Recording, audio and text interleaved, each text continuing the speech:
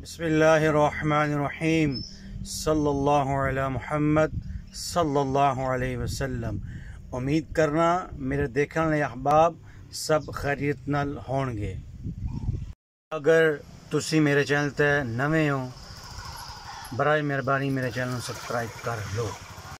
ते अज जनाब मैं आया वहाँ सराय आलमगीर दे कोल ग्राम है खंबी, उत्थे जनाब सवारी लैके आया वहाँ। ये जनाब खंबी दे कोल ही ग्राम है, उत्थे जनाब मैं अज सवारी लैके पहुंचा वहाँ जी। ग्रामां दा माहौल बड़ा खूबसूरत, रोड दे किनारे पर है जनाब एक ग्राम। जनाब बोल रहा वै आता जी जनाब बारिश असी जे तक सुने वो यही याद है कि या अल्लाह बारिश ला। ए जड़ा परिंदा बोल रहा सी।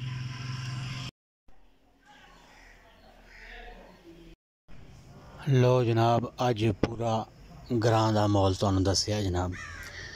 मज्जां जनाब, गावां, बकरियां, उस तो बाद मुर्गियां रखिया ने इन्होंने जनाब। माशाअल्लाह जी पूरा ग्रां दा माहौल है जी इस ग्रां विच। लो जनाब हुण हो रही है वापसी। अज दी मेरी वीडियो तुहानू कैसी लगी है अपनी राय ज़रूर देना। अगली वीडियो तक दियो इजाज़त। अल्लाह हाफिज़।